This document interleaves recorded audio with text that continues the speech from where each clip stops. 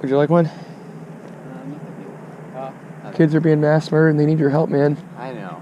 I don't think no, I'm like, good. I can do anything about it. Yeah, you can. Why don't you think you can do anything about it? I don't know. I'm young. You're young, but I know people who your age who like stand up against this. You know, they go out to the places of death where they murder children and they hold signs like this that change people's minds. They go out in the streets. You can reach thousands of people with a sign like this. Just stand on a street corner.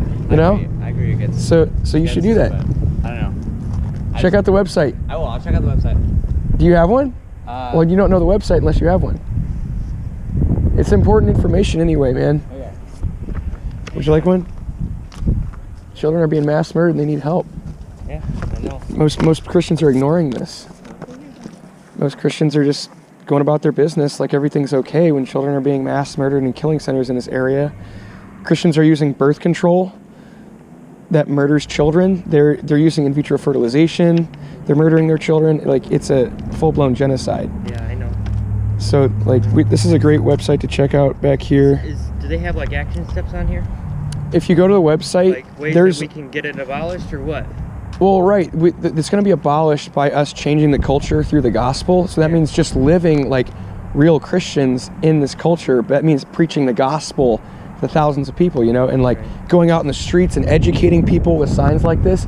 Like, if you stand on a street corner, you can reach thousands of people with the truth, but just holding a sign like this. And you can, there's a link to where you can get signs like this, or you can get a bunch of literature. There's like a gear store where you can get literature, and you can drop parking lots, you can hand it to people, you can have conversations on the street. Like, we got to go to the high schools and do that. We got to go to middle schools and do that. We got to go to the murder mills to speak up for these kids and talk to like parents walking in, to plead with them to not murder their children so they turn away from murdering their children. Like, there should be thousands of people surrounding Planned Parenthood every Saturday when they're murdering kids. But instead, a lot of people are asleep or they're just living for themselves, doing whatever they want, you know? I think it's just a lack of what we need to do in order to get it abolished. Right, there's not... It is a culture, but culture is a hard thing to change. I don't think it is if a bunch of people start taking actions to reach a bunch of people, because culture is influenced by what people are constantly seeing and hearing and talking about. If we change that, the media changes that, right? So we can change that through mass media. And there's like thousands of people who call themselves Christians in this nation.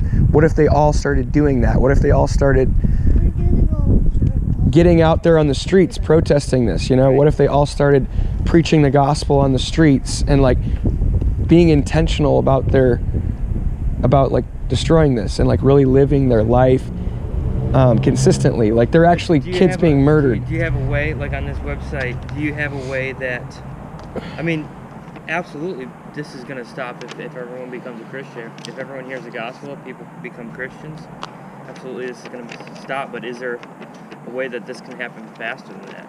Well, I'm not saying everybody needs to become a Christian for it to end. Like, I think we can educate unbelievers, and because of their God-given conscience and like common grace, they can acknowledge that this is evil. Like, it used to be widespread, like a widespread notion that owning black people and treating them like animals was okay. In this nation, it's no longer culturally acceptable, you know?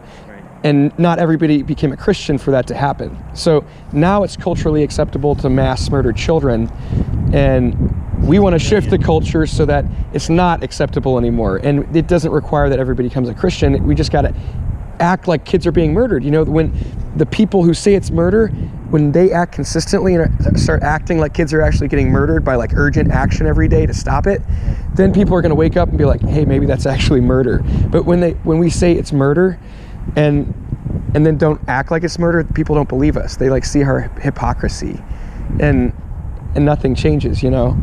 And also, like, we have a pro-life movement that's regulating abortion. So all these Christians are supporting these pro-life candidates and these pro-life laws that regulate when, where, and how you can murder children. And it just prolongs the Holocaust. You're like writing into law that it's okay to murder people, like certain people and not certain people. And that's an iniquitous decree, and God's word says, woe to those who write iniquitous decrees. So we're saying, don't go with the pro-life movement, become abolitionists. Everybody always demand a bill of abolition at the state level that would defy the federal government and like we can do it state by state. You know, like a state can states have defied the federal government over weed, I believe. You know, at least one. Yeah. I think Colorado has. Washington too, yeah. So if they can say, hey, government, we're not going to listen to you, like we're going to do our thing, state sovereignty for weed, then we can do it over the murder of children, right? So that's what we want states to do. And it's happened. There's a guy running for governor in Oklahoma who wants to make that happen right now. And we gotta stop supporting these pro-life legislators. We gotta tell them, you need to stop being pro-life, you need to be an abolitionist, you need to stop regulating murder. And when we do that, when we stop tolerating their regulations, then they'll be forced, in order to get votes, they'll be forced to like start doing that. Yeah. And then we need to change the status quo. So that's like a real way to like bring about change that like at the state level. Well, I know there are guys fighting it in Congress and the Senate and that kind of thing. So. Well, they act like they're fighting it, but they're not really fighting it because they're not demanding the complete abolition of abortion. They just keep regulating it. Yeah. So. Yeah. Okay. Well, thanks a lot. Yeah. Are you on Facebook or anything? Yeah. Yeah. Yeah, we should get connected. So like, because if you stay connected with me, I can like get you involved and like let you know where, when, and where we're going to be if we're going out in the streets and stuff. Like, give you more practical actions that you can take. Yeah, I got you, man. Is there a what's your do you have an email address or a phone number or something? Yeah, I could give you my my phone number.